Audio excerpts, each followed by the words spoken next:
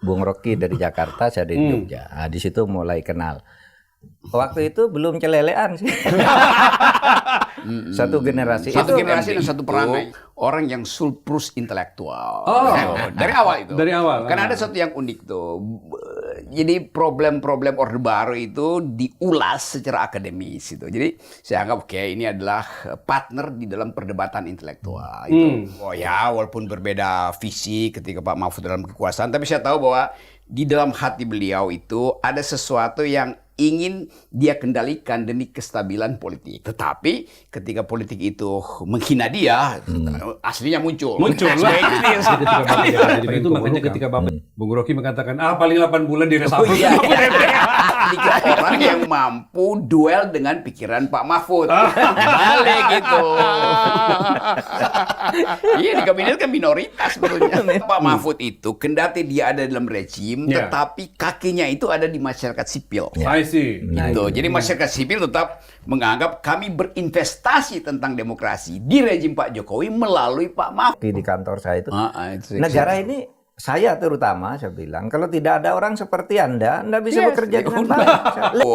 Ingin mengadres tuntutan publik itu, tapi addressnya juga ngaco karena ngangkat Kodaris. Jadi Kodari ini jadi duri dalam daging juga, bukan pada Prabowo, pada masyarakat sipil. Reaksi Prabowo dengan mengangkat Kodari itu reaksi yang buruk. Kalau Natalan itu, Gus Dur telepon saya tuh, Bung Rocky selamat Natal ya. Saya bilang, Gus Dur, saya nggak serius beragama. Tahu nggak jawaban Gus Dur? Saya juga ucapinnya nggak serius.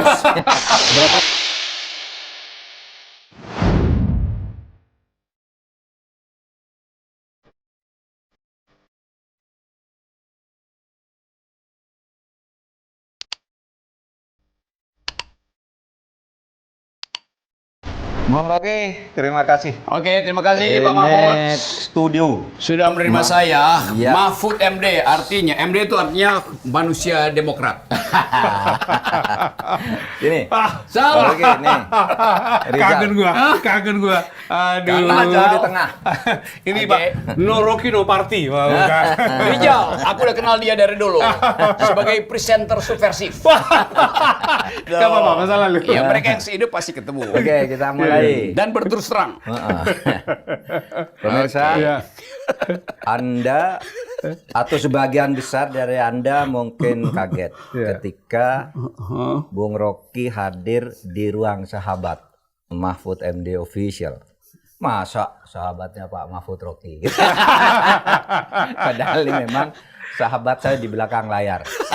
Sudah lama. Sangat saya kagumi dulu intelektualitasnya karena saya mengenal dulu. Dari zaman LSM. Iya, kalau nulis di Kompas sebelum ketemu orangnya hebat. Ketika saya ketua MK, kalau dia bersaksi itu di pengadilan, orang terpukau semua. Gitu. Saya yang memimpin sidang. Dari dulu mempesona Pak, dari dulu mempesona. Saya panjang-panjangin aja, tapi hakim lain nggak tahan. Saya udah tahu tekniknya Pak Mahfud. Dipersingkatlah katanya, kata hakimnya. Baik, saya laksanakan dengan dalam tempo yang sesingkat-singkatnya. Dengan cara saksama. Dengan cara saksama dan sesingkat-singkatnya. Bung Rocky, makasih ya kehadirannya. Jadi pemirsa, Ruang Sahabat kali ini seperti biasa akan dipandu oleh Mas Rizal Mostari untuk berbicara santai. Seorang atau dua orang sahabat sebenarnya, meskipun kadangkala di udara, di dunia maya, kadangkala dianggap lu kok beda nih orangnya. Padahal ini teman lama. Pak Rizal, silakan Pak Rizal. Oke, Pak Mahfud nostalgia, saya juga nostalgia sama Rocky. Iya, pasti gitu. Tapi begini, saya panggil Bung Rocky ya Pak ya, karena lebih populernya Bung Rocky. Saya diskusi dengan Pak Mahfud, Pak, kapan jadi kita panggil sahabat Anda di Bung Rocky? Tunggu ketika negeri ini lagi agak goncang sedikit kita panggil. Sahabat memang diperlukan ketika ada kegoncangan ideologi, bukan kegoncangan politik. Bukan politik ya. Karena problem Indonesia itu kegoncangan ideologi. Gitu. Politik bisa dibikin stabil, tapi ideologi nggak bisa. Nggak bisa ya. Oke, Zal, lanjut.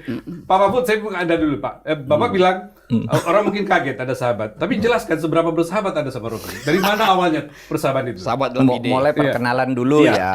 Saya itu kalau baca tulisannya itu ya lama, tapi secara fisik bertemu, kemudian mempunyai persambungan ide dan pemahaman itu. Ketika saya menjadi ketua MK, beliau ini, Bung Rocky ini sering diundang oleh orang yang berperkara menjadi ahli.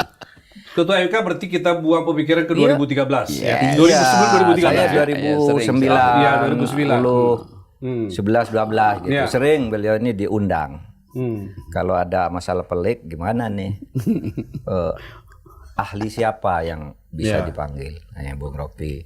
Kadang-kala hakim juga minta, bukan orang yang berperkara. Hakim hakimnya yang mau minta? Ya, hakim yang manggil ini. Rocky panggil gitu. Nah, itu mulai bertemu. Sesudah itu enggak salah gitu ya. Sesudah saya ketua MK tuh saya ketemu satu forum dengan Bung Rocky ini di Yogyakarta. Di Jogja? Ulang tahunnya Ratu Hemas kan. Oh iya. Meluncurkan buku yang diundang membahas tuh Bung Rocky dari Jakarta, saya dari Jogja. Nah, di situ mulai kenal. Waktu itu belum celelean sih. Menarik itu istilahnya, celelean ya. Intelektual betul penampilan. Iya. Sekarang intelektual semi-semi celelean ya. Sekarang karena sering bertengkar di podcast sama Sylvester, Pak. Sama Sylvester, Pak. mau berkelahi. Pintar tuh waktu mau berkelahi sama Sylvester dia diem aja.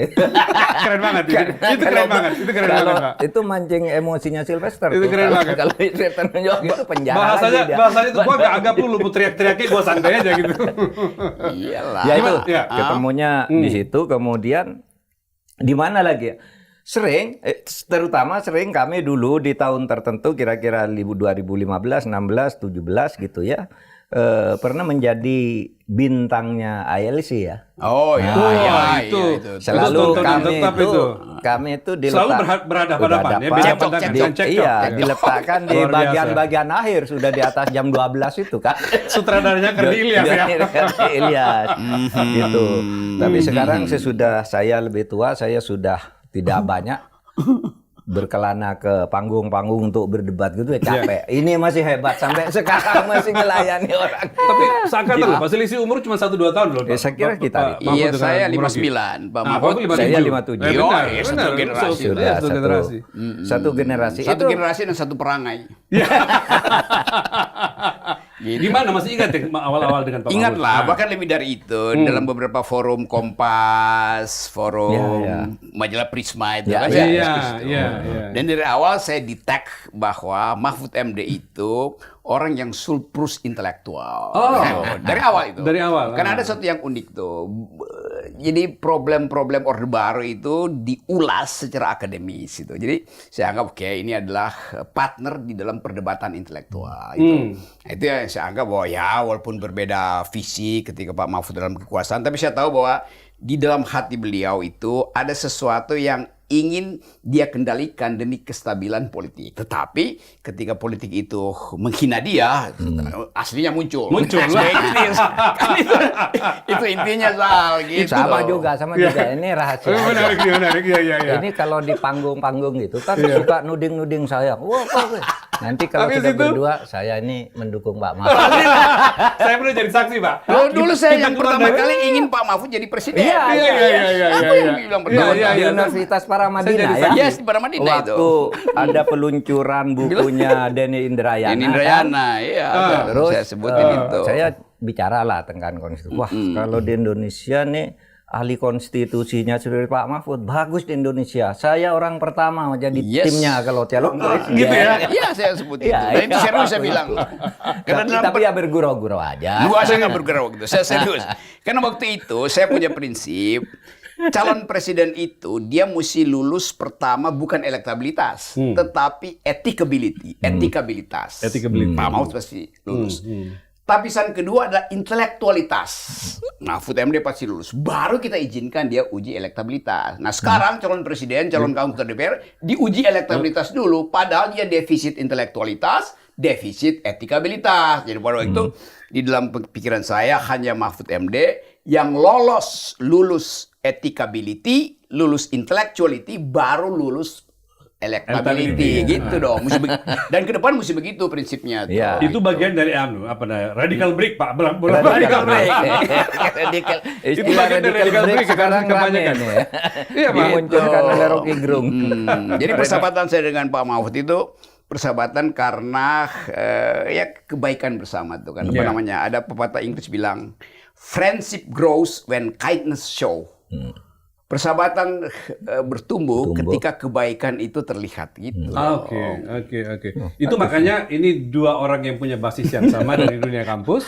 Ya sering berbeda dan bertentangan di forum-forum terbuka. Sering Setelah itu jalan bareng Pak. Saya pernah jadi saksi Pak. Bapak keluar, saya juga ikutan keluar. Ketemu di lift langsung. Mahfud kita sahabat Pak. Waduh saya bilang menarik nih. Kita sahabat. Saya dukung Bapak gitu. Dukung Pak Mahfud. Jadi dalam lift sesudah kita bertiga kan. Iya lah itu. Tapi nggak berani ngomong di depan umum Pak. Tapi di forum gitu saling tuding. Iya, saya ingat. Ya intelektual itu mesti berdebat dalam persahabatan akademis gitu. Iya. The more harder the conflict gitu ya. The more harder the conflict, the more prestigious the result. Prestigious the result. Itu tuh Pak. Harus berdebat terus, makin kencang makin bagus. Itu dulu diucapkan oleh salah seorang tokoh revolusioner Amerika, Thomas Paine. Iya. Oke, Bu Rocky kita masuk. Sekali lagi terima kasih sudah hadir. Ini openingnya panjang tapi menarik Pak. Baru opening. Kita punya beberapa babak nih. Yes. Ada dua yang belak-belakan. Yang pertama ya. Ada dua yang belak-belakan, ada akal sehat dan konstitusi. Akal sehat kan, menghindari kedunguan kalau akal sehat. Lalu oposisi jalanan, gitu ya. Lalu terakhir Gus Dur. Ini terakhir Gus Dur kita mengenai Gus Dur. Kita mulai dulu dengan dua yang belak-belakan. Enggak, yang terakhir kalau bisa yang terakhir oposisi. Nepalisme. Oh, Nepalisme. Good. Boleh. Itu kita dua yang belak-belakan. Bung Rocky, Anda dan Pak Mahfud ini punya kira-kira embrio yang sama lah ya.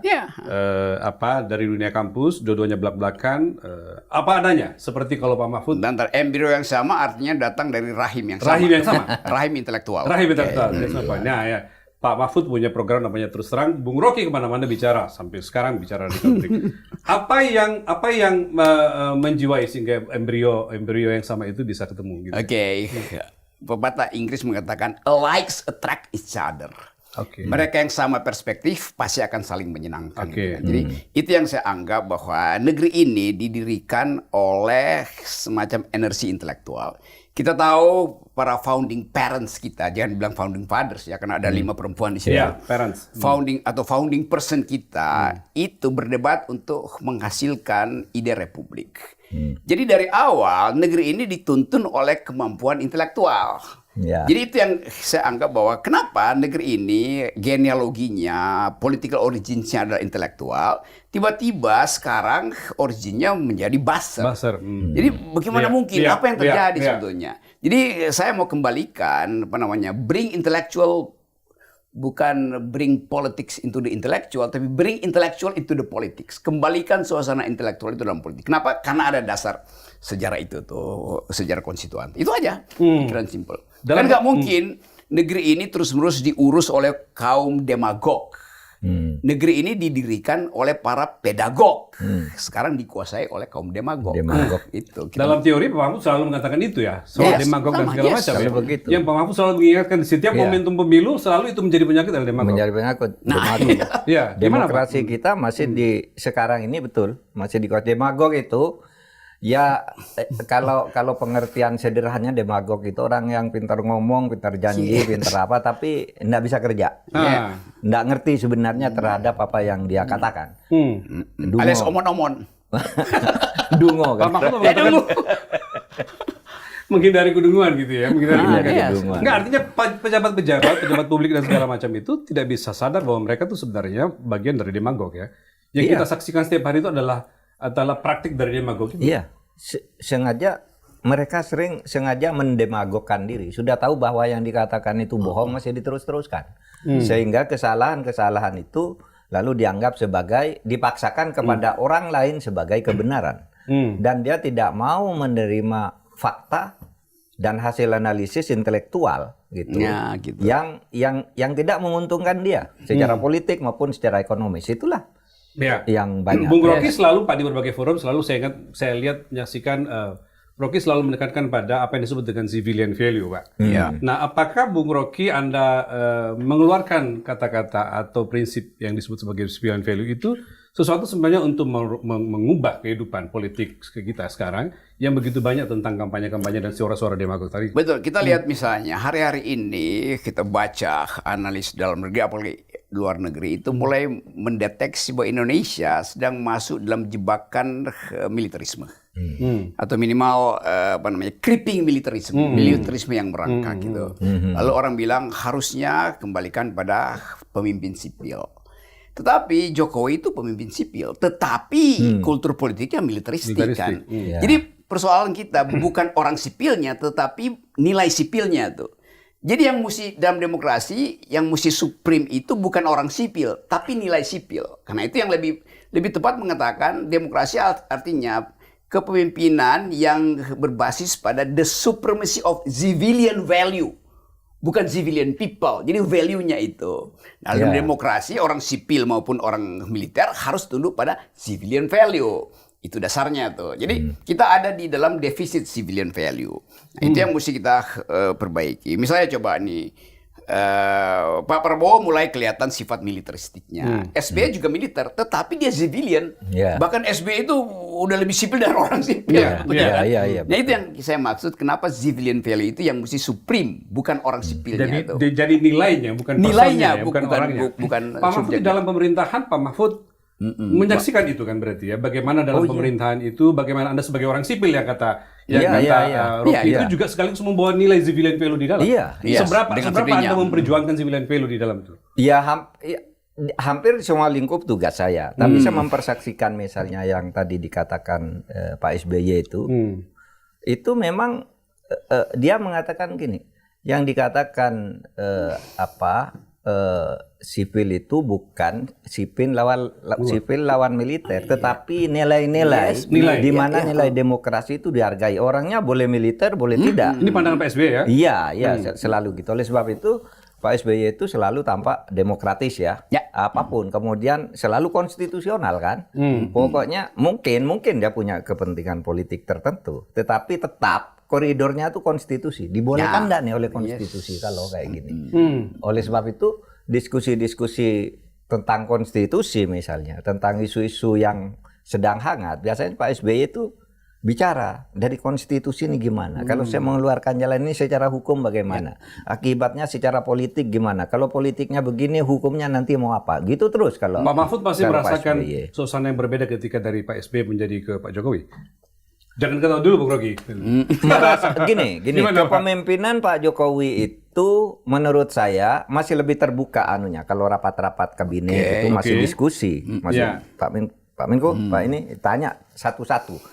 Meskipun dia punya agenda, tapi tetap dilewatkan prosedur-prosedur itu, sehingga ada prosedur mendengar di dalam sidang itu mendengar. Tapi ya sidangnya yang paripurna ya? Iya, kalau sidang kabinet gitu sidang kan. Kabinet. Iya. Jadi Pak Jokowi memberi pengarahan sebentar. Ini gimana Pak Menko? Gimana Pak ini? Gimana Pak ini gitu. Artinya membuka ruang. Dia ada yang mengawal sebelum mengeluarkan pernyataan. Lepas dari kita setuju atau tidak. Di situ saya melihat ada peran Pak Pratikno dan Pak Luhut. Gitu sehingga diarahkan agar tidak terlanjur ke pinggir yang. Oleh sebab itu selama dia masih di atas ya dia kendalinya kuat kan terhadap situasi gitu. Nah, itu saya rasakan. Tapi kalau Pak SBY itu lebih banyak mengajak berdiskusi dan kemudian kembali ke prinsip konstitusi. Gitu. Sehingga membuka ruang sekaligus membuka ruang mengajak aktif untuk dan bertanya kalau ada sesuatu. Pak Mahfud katanya, ini ada keputusan MK begini nih. Apa benar penafsiran saya bahwa ini begini? Menurut konstitusi apa begini tafsirnya? Atas putusan Pak Mahfud ini. Ya Pak, atau kurang begini Pak. Itu sering diskusi. dengan Pak SBY. Saya kira ya kita perlu yang kayak gitu. Pak Pemimpin Bung yang Rocky selalu dari kembali. sebagai orang yang berada di luar menyaksikan terus-menerus gitu ya, apa yang disampaikan Pak Mahfud tadi tentang bagaimana Pak Jokowi mengelola negara, memimpin sidang kabinet dengan Pak SBY, apa yang Anda lihat dari sisi saya tetap melihat Pak Jokowi kan pergaulan elit Jakartanya kurang tuh. Dan dia langsung datang tuh. Jadi dalam upaya dia memahami itu. Tetapi SBY lain lagi, dia dari awal udah paham tentang elit Jakarta. Jadi itu yang kayak 2 minggu lalu saya masih diskusi dengan Pak SBY dan masih sama. Jadi SBY ngerti apa yang disebut deliberatif demokrasi. Bahwa demokrasi itu percakapan itu. Nah bedanya SBY menganggap bahwa memang demokrasi itu bising. Gitu. Tetapi Pak Jokowi mengerti demokrasi karena diterangkan oleh Pak Mahfud sebetulnya kan. Dari awal dia nggak paham itu tuh. Tetapi dia mesti tune in dengan situasi itu. Lama-lama orang yang belajarnya nggak tahan, ya akhirnya diberhenti di tengah jalan belajarnya kan. Itu. Tapi kan harus fair juga bahwa modal dasarnya memang berbeda kan gitu iya, ya. kan itu saya bilang modal dasarnya berbeda tuh. Iya. Dan kita mulai membaca bahwa memang elite kita itu lebih ingin dikendalikan oleh feodalisme daripada demokrasi itu. Karena mereka menganggap kan masyarakatnya feodal kan. Sejatinya yang tertanam itu budaya feodal ya. Feodal. Betul, ya? Nah, bayangin misalnya kalau di situ nggak ada Pak Mahfud zaman Pak Jokowi misalnya kan. Kan nggak ada orang yang bisa memberitahu ini melanggar konstitusi loh. Ini mesti didebatkan dulu tuh. Jadi sebetulnya kita mulai melihat bahwa lingkaran dari SBY memang dari awal terlatih untuk deliver hal-hal yang demokratik. Sementara Pak Jokowi merekrut orang-orang yang dia nggak kenal sebetulnya ini paham demokrasi apa enggak kan. Nah Pak Mahfud mungkin yang paling sedikit di dalam lingkungan itu yang ngerti tentang demokrasi. Saya jadi ingat Pak, itu makanya ketika Bapak diangkat jadi Menko Polhukam, Bung Rocky mengatakan, paling 8 bulan di reshuffle. Gimana Pak? Bapak katanya, nggak bisa Mahfud tuh kerja sama Jokowi katanya. Kayak gitu. Kalau tahan 8 bulan katanya itu udah bagus. Karena rupanya itu tesisnya Pak. Hanya sedikit orang yang bisa berbeda dengan Pak Jokowi dan itu bisa tidak nikmat bagi Pak Jokowi-nya kalau bukan hanya sedikit orang yang bisa berbeda dengan Pak Jokowi, hanya sedikit orang yang mampu duel dengan pikiran Pak Mahfud. Balik gitu. Iya di kabinet kan minoritas sebetulnya. Minoritas. Dan Pak Mahfud mengatakan, Rocky salah nih, gua sampai 4 tahun lebih. Jadi Menko Polhukam terlama gitu ya. Itu karena apa? Kemampuan Pak Mahfud membawa dirinya civilian value di bawah, tapi juga pada saat yang sama harmoni dijaga di dalam. Ya, sampai tetap, bisa. Tetap Pak Mahfud itu, kendati dia ada dalam rejim, tetapi kakinya itu ada di masyarakat sipil. I see. Gitu. Jadi masyarakat sipil tetap menganggap kami berinvestasi tentang demokrasi di rejim Pak Jokowi melalui Pak Mahfud. Betul. Bukan langsung kepada Pak Jokowi. Karena itu kita dukung terus pada waktu itu. Energinya datang dari masyarakat sipil. Maka masyarakat sipil, Mas Rocky, sering saya undang ke kantor saya dari berbagai bidang. Lingkungan, hukum, demokrasi. Saya undang ke tempat saya, ke kantor. Ini masalah kita. Menurut Anda gimana nih? Itu. Karena itu deliberatifnya begitu. Percakapan tajamnya di situ. Oke. Soal bak-bakan kita udah selesai, kita pindah ke berikutnya. Ini selesai nih. Lanjut. Akal sehat dan konstitusi. Saya mau nanya ke Bung Rocky. Anda di mana-mana mengatakan bahwa saya bicara atas dasar akal sehat, common sense. Gitu Common sense. Seberapa penting itu diperjuangkan ketika orang tuh dengan berbagai pilihan atau pemerintah bisa dengan berbagai keputusan, Anda selalu melawan dengan logika common sense itu?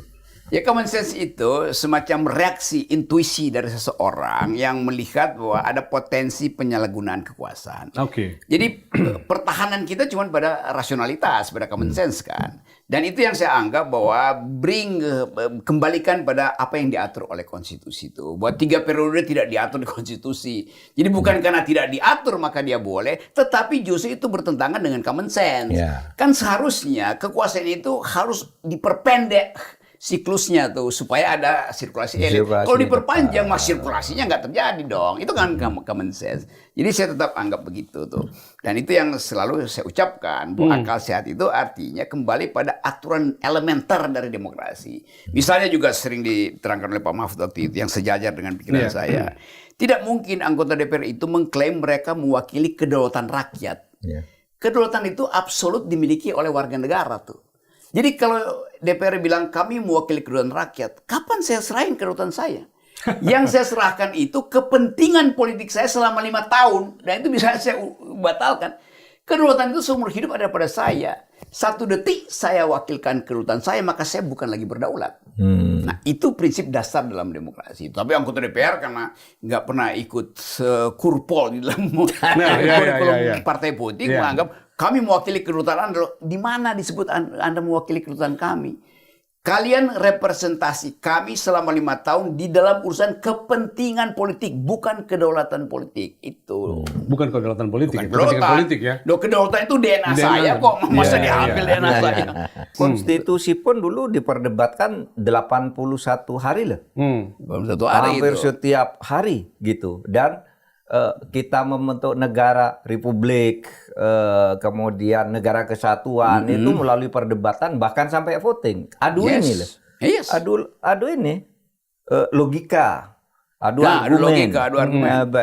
Hebat sekali dulu. Pertentangan antar ide, gitu, Pertentangan gagasan ya, antar si ide. ketua umumnya. Nah itu yang sekarang nampaknya hilang. Nah, itu. Perdebatan Yes, itu. betul. Sekarang orang orientasinya pada kepentingan jangka pendek. Saya pengen tahu dari sisi pemerintah, karena Pak Mahfud cukup lama dalam pemerintahan dan Bung Rocky selalu berteriak di luar gitu ya. Suara-suara seperti Bung Rocky yang tadi didasari oleh akal sehat, seperti apa dinamika di dalam pemerintah menerima itu? Ketika Pak Mahfud jadi Menko Polhukam, saya lihat itu tadi kan civilian value di bawah jadi nggak ada masalah. Tapi yang lain bagaimana? Saya tidak ada masalah. Malah kalau saya bilang kan dulu waktu ketemu Bung Rocky di kantor saya itu, negara ini saya terutama saya bilang kalau tidak ada orang seperti Anda bisa bekerja dengan baik. Iya kan? Iya, Saya iya, bilang, waktu itu ya. Justru Jadi gitu ya. gaduh kayak gini ini penting saya bilang karena mengajak kita logis berpikir, sadar apa yang kita hadapi gitu, tidak dihadapi dengan serampangan. Itulah ada pendapat di situ, ada pendapat di situ gitu. Ya Menko Polhukamnya sih oke begitu, tapi Menko-Menko yang lain belum tentu sependapat dengan pikiran itu. Iya, makanya dikatakan minoritas oleh Rocky. Mahfud itu minoritas, nggak akan kuat di situ. Itu Iya.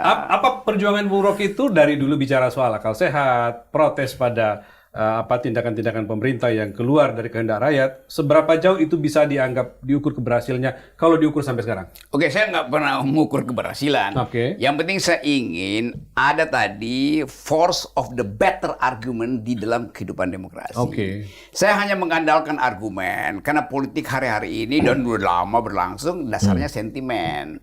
Jadi kita masih bisa bicara tentang public reason, the use of public reason, penggunaan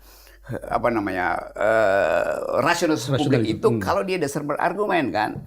Jadi itu intinya kenapa saya terus-menerus mengucapkan itu tuh. Dan saya paham kenapa saya datang minta Pak Mahfud untuk diskusi di podcast saya itu karena saya tahu Pak Mahfud surplus argumen.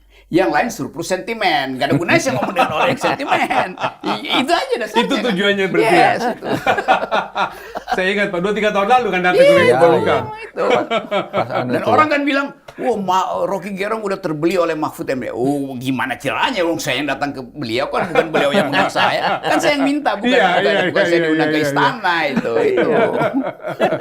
Itu. Tapi bicara soal kondisi sekarang Bung Rocky, katakanlah tanpa harus diukur ya seberapa sukses perjuangan Anda. Tetapi melihat kondisi yang tercipta sekarang ini, ya Pak Mahfud juga sudah berada di luar pemerintahan. Apa yang Anda rasakan sebagai sebuah upaya perjuangan nilai-nilai sipil gitu? Seperti apa Pak Mahfud? Pak Mahfud deh, seperti apa melihatnya? Soal nilai-nilai sipil. Ya. Nilai-nilai sipil. Ya menurut saya ya ada kemajuan, ada kemunduran di pastilah tidak mungkin mutlak jelek, tidak mungkin mutlak juga. Misalnya begini ya. Sensitivitas pemerintah ya yang sensitivitas pemerintah atau sensitivitas publik terhadap pemerintah yang mana? Sensitivitas pemerintah terhadap tuntutan suara publik, pendapat publik, terhadap masyarakat. Saya melihat ya sejak awal pemerintahan Pak Prabowo sampai terjadinya huru-hara Agustus itu. Agustus juga disebut sebagai gerakan Agustus. Iya. Kita singkat Gerus. Gerus. Ya. Sampai terjadinya Gerus itu. Bisa aja. Oke. Kita akan melihat pemerintah sama sekali tidak sensitif selama awal pemerintahan sampai terjadinya Gerus itu. Akhirnya sesudah terjadi Agustus itu menurut saya mulai ada perubahan. Bung Rocky sebagai orang yang Gimana? sering, Kenapa itu ada perubahan? Nah makanya saya tanya sebagai orang yang sering berdiskusi dengan Pak Prabowo bagaimana itu? Kok dulu begitu? Iya. Gitu. Pak Prabowo ingin mengadres tuntutan publik itu, tapi addressnya juga ngaco karena ngangkat Kodari. Jadi Kodari ini ya jadi duri dalam daging juga, bukan pada Prabowo, pada masyarakat sipil. Apanya yang di Kodari yang Anda? Ya Kodari mengusulkan 3 periode. 3 periode, betul. Artinya Prabowo pakai Kodari supaya dia 3 periode juga. I Kan see. begitu persepsinya kan. Jadi kita mesti kasih kritik juga bahwa oke, reaksi Prabowo dengan mengangkat Kodari itu reaksi yang buruk. Dengan kata lain, berarti Prabowo tidak pernah pelajari genealogi atau prestasi anti demokrasi dari Kodari, kan itu dasarnya. Ini publik akhirnya punya persepsi semacam itu. Tuh. Udah bagus Prabowo bereaksi, reshuffle pertama oke, sekarang reshuffle kedua dia nggak sempat memikirkan apa sebetulnya tuntutan publik. Jadi refleksi dia terhalang oleh keinginan dia untuk langsung mengadres kepentingan publik tuh. Dan address itu justru akan menimbulkan sensasi negatif juga. Nah begitu Kodari diangkat, maka negatif impression pada presiden pasti drop. Loh Kodari itu, KSP itu orang kedua loh di Amerika itu kepala staf presiden orang kedua loh tuh. Ya. Nah, sekarang pertanyaannya, betul. ya kenapa seseorang yang anti demokrasi memanipulasi konstitusi dengan 3 periode berdasarkan survei semata-mata atau big data kata Pak Luhut diangkat jadi KSP. Nah, itu pertanyaan dari anak-anak muda itu. Kalau saya pergi ke semua universitas, tiap minggu saya 3 kali itu ke daerah itu. Mereka mengatakan, kok Pak Prabowo nggak ngerti ya? Bahwa demokrasi itu artinya menyelamatkan ide awal konstitusi. Sementara Kodari itu menghalangi ide awal itu dengan mengusulkan Pak Jokowi sebagai 3 periode. Ini catatan negatif. Iya. Saya jarang menyaksikan Bung Rocky mengkritik keras Pak Prabowo, Pak. Kali ini ternyata di unsur Kodarinya itu jadi. Karena itu problem serius. Yes, gitu ya. itu serius betul. Iya. Pak Mahfud sebagai orang yang mengenal, ya dulu kan Pak Mahfud salah satu tokoh yang menentang perpanjangan Pak Jokowi. Bagaimana Anda menghadapi gagasan seperti itu? Kan Kodari yang ketika itu memulai kan, Pak? Oh iya. Menyampaikan. Ya kita kan tidak bisa menghalangi waktu itu, tetapi kita mengimbangi kan. Di dalam ya. Iya, ya. Kalau seperti saya kan bisa bicara konstitusi, menurut konstitusi itu enggak bisa. Kodari kan bisa konstitusinya diubah gitu. Ya kita bisa main aja dengan pendapat kita, lalu kalau saya menggunakan nelikung gitu ya. Gini lah. Iya, istilah nelikung gitu ya. Maksud saya nelikung. Itu ketika orang sudah mulai tergiring bahwa harus ada perpanjangan 3 periode atau 2 periode, saya datang ke Pak Jokowi. Bapak betul rame Pak di luar tuh, mau ada katanya Bapak mau memperpanjang jabatan gini-gini gitu. Tidak. Terus Pak Jokowi bilang, oh tidak, siapa bilang Pak Mahfud katanya. Padahal nih gerakan para menteri, ada 6 menteri, kemudian Kodari dan sebagainya udah gencar tuh di sini. Siapa bilang Pak Mahfud? Saya kan sudah bilang katanya bahwa siapa yang usul saya memperpanjang jabatan itu menampar muka saya. Mencari muka ke saya dan ada tiket, tidak bisa. Nah, ya saya nerikung gitu untuk mengcounter Kodari itu. Begitu saya keluar dari ruang presiden, saya bilang ke wartawan tuh presiden nggak mau 3 periode. Itu orang ada ngaco-ngaco aja. Gitu kan. Kalau langsung argumen gitu, orang sekelas Kodari itu kalau ngeyel ada saja jawabannya. Itu susahnya kan. Telikung aja dari sini kan. Itulah. Kalau dari sisi apresiasi kepada pemerintah, Bung Rocky ini kan Pak, defisit apresiasi ke pemerintah gitu ya. Tapi di sisi Prabowo berbeda sekali dengan ketika dia menyaksikan Pak Jokowi. Menurut saya ya. Apa yang Anda lihat sebagai sebuah upaya signifikan yang dilakukan oleh Prabowo sampai pada detik ini menjelang 1 tahun dia? Iya, orang bilang kenapa Rocky Gerung tidak eksplisit setara dengan kritik pada Pak Jokowi. Ya saya bilang saya minta maaf karena saya lupa mengkritik Pak Prabowo. Karena ternyata Pak Prabowo juga menyimpan 11 triliun di kantong kirinya tuh. Karena Prabowo memang yang menjanjikan 6.000 SMK. Karena Prabowo yang memaksa 40% APBN itu ditaruh di IKN tuh. Itu baru fair dong. Ternyata kan, oh nggak Pak Rocky itu, karena itu. Kalau minta sama ya kasih tahu di mana Prabowo lakukan. Nah sekarang saya kritik tuh bahwa Prabowo tidak mengerti demokrasi, headline kan itu. Kenapa? Karena mengangkat orang yang anti demokrasi, namanya Kodari. Nah coba tuh, kan selesai problemnya kan. Bukan saya nggak kritik, tapi secara absolut kita mesti cari apa yang membuat saya mesti kritik Prabowo. Ternyata dia tidak paham demokrasi gitu ya. Oke teman-teman. Baru ketemu sekarang. Iya dong. Mesti fair begitu. Bukan membandingkan dengan Pak Jokowi, lain lagi. Akhirnya muncul di sini titik ini ya. Titik pertemuan kritik terhadap. Karena itu dianggap bahwa Rocky Gerung diangkat jadi apa namanya jubir presiden kan itu viral di mana-mana. Iya ya saya berapa kali diskusi dengan Pak Prabowo, tapi tetap saya ingin demokrasi ini ditegakkan. Hanya itu aja prinsipnya kan. Jadi harus fair dong katakan bahwa saya tetap akan kritik Presiden Prabowo itu. Ya. Bukan karena dendam, tapi karena demi kepentingan arah republik, arah demokrasi, dan prinsip-prinsip konstitusionalisme. Pak Mahfud setiap pekan muncul di podcast kan Pak? Podcast Terus Terang. Apa yang ingin Anda sampaikan dengan Anda tampil di podcast itu dalam kaitannya misalnya memberikan pandangan kepada pemerintahan yang sedang berjalan Pak? Ia menyampaikan pesan aja bahwa negara ini harus lebih baik. Dan saya sama dengan Bung Rocky harus menilai secara objektif pemerintah.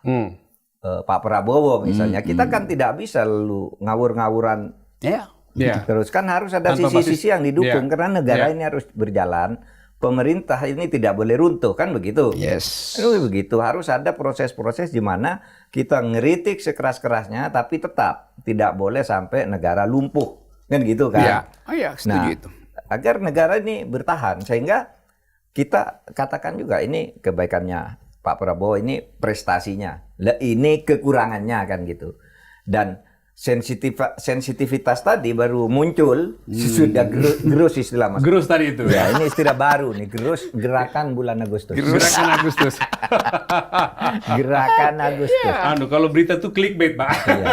Clickbait ya. Ya mudah-mudahan ini berlanjut. Ya, mudah-mudahan berlanjut. Terlepas dari soal kritiknya, soal Kodari, soal apa yang lain-lain, mudah-mudahan mari kita. Ya Kodari cuma simptom aja. Oke. Sekarang saya mau lanjut kepada kita membutuhkan apa yang disebut dengan suara-suara yang selalu memberikan peringatan kepada pemerintah kalau perlu berbeda dengan pemerintah. Ya, belakangan marak Pak. Ini kita masuk sekarang ke oposisi jalanan, Bung Rocky. Belakangan marak, anak muda pun sekarang sudah mulai sadar bahwa gue punya hak untuk bersuara. Gue menjadi bagian yang berkontribusi pada negeri ini, karena itu gue punya hak untuk marah-marah ke Anda, ke pemerintah, ke DPR. Bung Rocky, Anda melihat itu sebagai sebuah gejala apa gitu ya di era ini? Tidak hanya Bung Rocky yang berteriak, tapi teriakan itu disambut oleh anak-anak muda terutama di medsos. Gini, ada titik ketika deprivasi sosial itu tak mungkin lagi disembunyikan. Artinya ya keperihan hidup itu terutama kehilangan harapan itu akhirnya dia meledak. Dan untung ledakan di Indonesia itu masih di bawah brutalisme Nepal. Di Nepal Perdana Menterinya dicemplungin ke kali. Nah kalau kita bertanya misalnya apakah itu melanggar hak asasi manusia? Jangan-jangan itu hanya melanggar undang-undang undang-undang merusak sungai gitu. Lingkungan. Undang-undang merusak lingkungan. Undang-undang merusak iya. Karena orang menganggap yang dia buang itu sampah kok. Kan sampai di situ ya, saya terangin gitu ya. Psikoanalisisnya. Jadi deprivasi itu ketika dia nggak bisa lagi direduksi, orang menganggap yang saya buang itu bukan manusia loh, itu sampah gitu. Ya. Dan kalau itu diperhatikan di Indonesia, Kali Ciliwung penuh. Tapi ini udah terjadi. Jadi parameter itu udah terjadi. Nah sekarang kita mesti tuntun lagi.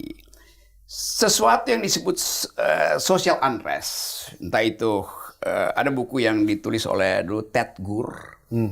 Yang judulnya Why Men Rebel. Mengapa manusia itu memberontak. Gitu. Karena tadi deprivasi sosialnya itu. Nah kita mau coba menuntun supaya gerakan ini pasti akan terjadi lagi nanti ke depan. Ini mungkin setelah bulan Oktober ini akan ada gerakan lagi karena akan mengevaluasi pemerintahan Pak Prabowo kan biasa. Supaya gerakan ini Semua gerakan yang tidak dikendalikan oleh ideologi, dia akan jadi brutalisme. Nah, gerakan yang tanpa ideologi itu sangat mudah ditunggangi oleh pemimpin fasis. Yang sekarang ini muncul tanpa ideologi. Tanpa ideologi. Bagus, tetapi bahayanya dia bisa ditunggangi oleh pemimpin fasis.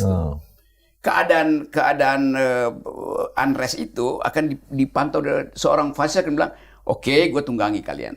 Nah, kita ingin supaya teman-teman anak muda ini dibikin ribut di medsos, tetapi dia mesti paham bahwa arah perubahan ini kemana, kan itu kan.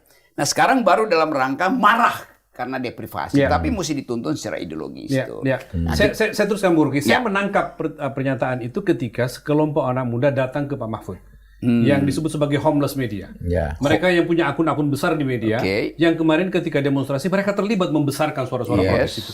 Pak Mahfud menangkap apa dari kegundahan mereka? Datang ke Pak Mahfud. Datang ke Pak Mahfud. Berapa orang gitu? Mereka. Ada 30-an homeless media waktu itu datang berdiskusi. Gimana Pak? Iya, saya menangkap mereka tuh punya satu ide tentang Indonesia yang benar, Indonesia yang maju, di mana mereka bisa nyaman hidup, dan mereka merasa saluran-saluran sekarang itu agak mampet gitu ya, sehingga mereka berkeliling aja nyampaikan agar nanti suaranya menjadi lebih besar.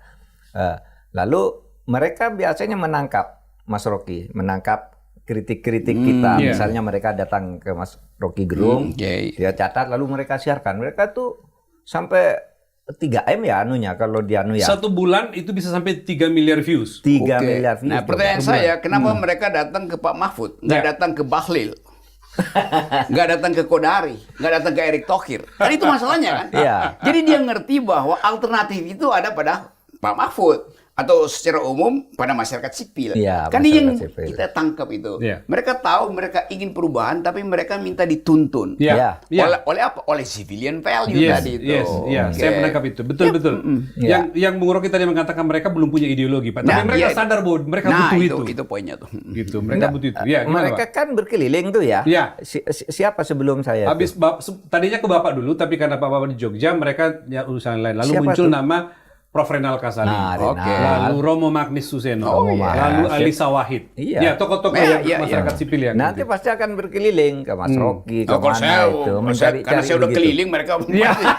Mereka sudah mendapatkan tiap hari dari Rocky, sudah dapat tiap hari. Oh gitu ya. Ada tuh. Jadi ada semacam voluntarisme untuk mencari tokoh untuk ngadu ya. Dan saya menangkap kesadaran itu ketika mereka berdialog dengan Pak.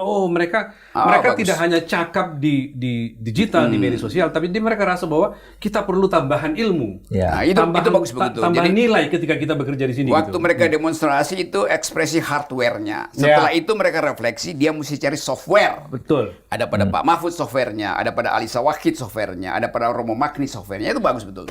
Saya baru tahu itu. Bagus. Oke, kita lanjutkan lagi nih. Oposisi, tapi saya mau teruskan sedikit lagi soal oposisi. Pak Mahfud bagaimana sebagai orang yang pernah lama di pemerintahan, bagaimana Pak Mahfud melihat suara-suara berbeda itu muncul di dalam, seperti misalnya Rocky nih, Rocky kan Bapak ketika jadi Menko kan Menkonya Pak Jokowi, Rocky nggak ngetopnya di era menghajar Pak Jokowi. Kita jadi melihat garang betul di era itu. Bagaimana mempertahankan, Pak? Saya tidak mengatakan bagaimana mempertahankan suasana yang ketika itu Anda berada dalam sebagai Menko Polhukam tidak mengganggu dalam tanda petik, tidak mengkriminalisasi orang seperti Rocky, sehingga itu juga bisa langgeng sampai sekarang. Bagaimana itu? Ini problem bagus yang diangkat. Kenapa gini. Nggak ganggu? Kalau orang lain pasti ganggu kalau saya. Itu poinnya. Pasti merujuk kalau rapat. Ini loh, gitu. Jangan hanya kita yang menilai ini. Coba tuh. Saya sebut kalau ada tuh Rocky Gerung bilang gini, ini yang gini, semua dipertimbangkan. Pak Mahfud menyampaikan itu di sidang kabinet. Di sidang kabinet. Kalau dalam rapat saya sampaikan. Dulu Azumardi Azra begini, Rocky Gerung begini. Kita sampaikan semua agar didengar masyarakat sipil itu. Kemudian saya undang kan ke kantor mereka itu. Yuk kita bicara apa? Soal lingkungan, soal Papua, soal kehutanan gitu. Saya panggil tuh orang-orang yang yang dari masyarakat sipil, sehingga itu bisa mengurangi. Haris Asrar, Bivitri. Nah, Haris Asrar berkali-kali Bapak undang ya. Urusan Papua, urusan orang ini. Banyak, Usman Hamid juga datang ke kantor, kita undang. Bagaimana budaya itu bisa dimunculkan di pemerintahan sekarang, Pak ya? Kan kita merasa makin butuh itu. Iya. Harus punya latar belakang kampus kalau itu. Nah, itu latar belakang kampus. Artinya aktivis kampus. Biasanya aktivis kampus kan gitu ya, Yes, Mas Rocky ya. Kalau ada apa-apa gitu yuk kumpul, diskusi, berdebat. Benar. Gitu. Dan kita enggak marahan gitu. Berbeda gitu enggak marahan gitu. Bung Rocky tidak mendiskusikan itu dengan Pak Presiden, dengan Prabowo. Saya dulu diskusi hal yang seperti itu, tapi lain dengan Presiden Prabowo yang akhirnya makin eksklusif gitu. Ya, makin eksklusif. Makin eksklusif. Itu bahayanya tuh kalau makin eksklusif. Bayangin ya, Pak Mahfud ada di dalam rejim Jokowi, tapi dia mendengar suara oposisi. Jadi sebetulnya Pak Mahfud beroposisi indoor. Saya beroposisi outdoor. Iya. Tapi temanya tetap. Good point. Kan? Iya. Apa dasarnya? Iya, benar. Ya politik kampus dasarnya. Karena kita satu grammar, satu tata bahasa, maka oke, you beroposisi, saya akan beroposisi pada oposisi. Mari kita bangkitkan argumentasi. Kan itu dasarnya. Karena lahir dari rahim yang sama. Nah, Pak Prabowo sekarang kelihatannya tidak punya ekologi itu tuh. Kalau kita lihat Pak Prabowo berdiskusi dengan siapa? Coba. Iya ya. Lingkungannya makin lama makin kecil itu. Khawatir kan? Padahal itu ya, Pak Prabowo tuh bacaannya kan Bacaan sekali banyak. tuh. Kalau membahas apa itu, tuh Tapi dalam, lingkungan dia dalam. bukan lingkungan aktivis akademis gitu lah. Tapi ketika sudah kebijakan gitu nampak menjadi eksklusif. Yes, itu poinnya. Padahal ininya sangat inklusif tuh. Pak Prabowo Bacaannya. tolong dengar percakapan saya dengan Pak Mahfud ya. Ya kan itu kita mesti apa namanya politik intelektual itu mesti menjadi basis dari percakapan demokrasi itu. Iya. Oke, kita lanjut. Oke. Masih ada lagi. Iya. Satu lagi Pak terakhir. Gus Dur. Wow. Gus Dur ini kalau kita baca profilnya Bung Rocky, profilnya Pak Mahfud, lagi-lagi menunjukkan rahim itu memang dari dulu mereka punya sama ya, punya source yang sama, punya input yang sama dari orang yang misalnya Gus Dur, Pak Mahfud dekat dengan Gus Dur, Bung Rocky dekat. Bung Rocky juga dekat. Saya mau dengar cerita dari Bung Rocky dulu. Apa yang Anda tangkap dari Gus Dur, entah itu sebagai legasi atau apa, sehingga Anda merasa bahwa sampai sekarang itu masih bisa diperjuangkan, masih bisa disuarakan dari suara-suara yang disampaikan, nilai yang disampaikan oleh Gus Dur ketika itu. Nilai Gus Dur itu adalah inklusivisme. Dia menganggap bahwa wilayah politik itu harus menghasilkan justru perdebatan dan perbedaan. Oke. Jadi bagi Gus Dur, politik itu artinya mengolah perbedaan, memanage perbedaan, bukan menghilangkan perbedaan tuh. Nah, kita lihat bagaimana Gus Dur mengambil satu paradigma yang berbeda dengan Orde Baru pada waktu itu Orde Baru. Ya. Orde Baru itu dasarnya karena kita berbeda diperlukan persatuan. Akibatnya militeristik. Gus Dur balik itu karena kita karena berbeda diperlukan persatuan. Orde Baru sebaliknya. Demi persatuan tidak boleh ada perbedaan. Itu kan dua paradigma yang berbeda tuh. Jadi kenapa saya tune in, bahkan going native, ikut terlibat dalam, kita bikin forum demokrasi waktu itu, karena pikiran Gus Dur yang itu, yang pluralistik itu. Jadi kita mulai melihat bahwa Gus Dur dari awal, orang yang tahu apa artinya DNA demokrasi itu di mana sih? Dalam perbedaan. Perbedaan itu ya di manage itu, bukan dipersatukan. Jadi itu saya kira hal yang pertama. Yang kedua tentang humornya tuh, yang seringkali misalnya kalau Natalan itu Gus Dur telepon saya tuh, Bung Rocky selamat Natal ya. Saya bilang, Gus Dur, saya nggak serius beragama. Tahu nggak jawaban Gus Dur? Saya juga ucapinnya nggak serius. Jadi enak kan? Menarik. Iya. Langsung saling ketawa. Gitu. Nah itu kemampuan kecerdikan, bukan sekedar kecerdasan, kecerdikan Gus Dur. Jadi enak aja berteman. Gitu. Nilai tentang perbedaan tadi. Iya karena itu waktu kita di forum demokrasi. Tanya Gus Dur, kenapa angkat Pak Mahfud jadi Menteri Pertahanan? Ya karena nama belakangnya MD, Minister of Defense. Jadi bayangin Gus Dur itu ya gampang aja, jadi enak gitu. Gitu aja kok repot kan? Gitu aja kok repot kan istilah dia. Katanya ditanya juga, Gus, kenapa kok ngeluarkan dekret? Itu bahaya. sudah lama ya nggak ada dekret. Karena sudah lama Bubarin nggak ada DPR. dekret. Aduh, Gus Dur. Sesuatu yang diomongin di warung kopi enteng orang di bawah diomongin oleh presiden ya. Kenapa Gus Dur kan itu? Pak Mahfud, tapi saya mencatat betul dengan membiasakan kita dengan perbedaan. Itu Yes, terasa betul itu. di tempat Gus Dur. Iya, Gus. Sampai bahkan keputusan-keputusan dia yang kita nggak ngerti, kita bertengkar sendiri kan, Pak? Iya, iya. Gimana Pak Mahfud melihat di dalam proses itu? Ya kalau Gus Dur itu kalau sudah punya pendapat gitu, itu tegas betul dia. Pengambilan keputusannya sangat demokratis itu. Iya, sangat Bicara gitu apa ayo ini kalau aku kok begini gitu terus gitu meskipun rapat itu. Iya, sehingga akhirnya kalau sudah ngambil keputusan gitu ya sudah dia. Tapi kadang-kala ya biasa ya. Pemimpin tuh kadang-kala punya karakter apa namanya sendiri. Seperti Gus Dur tuh kalau punya pendirian tuh bisa marah kalau dia nggak bisa gebrak aja. Tapi sudah itu ketawa-ketawa aja ya. Bung Rocky ini kan teman Gus Dur berdiskusi di apa namanya Forum Demokrasi. di Forum Demokrasi, lalu di berbagai civil society yang lain gitu ya. Iya. Tapi lalu ketika Gus Dur masuk pemerintahan, beliau menjadi presiden, Bung Rocky tetap dibiarkan di tempat-tempat itu, di masyarakat sipil. kritik terus Nah, itu. sebaliknya Pak Mahfud itu dari dunia kampus ditarik masuk itu kan cara Gus Dur bagaimana mengembangkan demokrasi dan keadilan. Yes. Iya. Gimana? Ya Gus Dur kan waktu itu di Forum Demokrasi ya ada Pak Marsilam, Pak Bondan itu, Mulia Lubis ya Mulia juga. Lubis di situ tuh. Tapi saya pada waktu itu bilang nggak mesti ada tetap yang di luar itu. Dan benar ketika Gus Dur jadi presiden, saya dan Pak Syahrir itu dulu pertama kali yang Cil ya. kritik pertama datang dari saya dan Pak Syahrir. Ketika Gus Dur bertemu dengan Tommy Soeharto baru dipilih 2-3 bulan udah bertemu di Hotel Borobudur tuh. Itu kita ingat tuh. Bilang, "Oke, turunkan aja Gus Dur." Ini baru 2 bulan udah ketemu dari sebelumnya kan. Jadi itu kebiasaan. Tapi Gus Dur merasa, ya kan saya presiden, saya mesti tahu apa pikiran di rejim sebelumnya tentang kepemimpinan saya. Walaupun kita tahu itu diplomasi Gus Dur kan. Tapi fair, kita kasih kritik tuh. Jadi buat saya nggak ada soal. Justru karena Gus Dur maka saya kasih kritik karena saya tahu dia akan paham kritik itu tuh. Itu aja poinnya. Tapi saya masih berteman dengan Gus Dur. Satu waktu bahkan Gus Dur masih undang saya setelah dia lengser untuk kasih ceramah di masjid di situ tuh. Bahkan saya duduk di dalam masjid di Ciganjur itu. Lalu orang Ciganjur ya. Di Ciganjur orang, kok Rocky Gerung masuk masjid itu, kata Gus Dur, ya ini kan ruang publik dia lagi kesini. Orang bertanya begitu. Di perusahaan. Padahal Emangnya kenapa gitu ya? iya, jadi bayangin itu. Jadi Gus Dur itu tetap seseorang yang otentik di dalam politiknya itu. Nah, robos gitu. Dulu kan pernah rame nih Rocky Gerung soal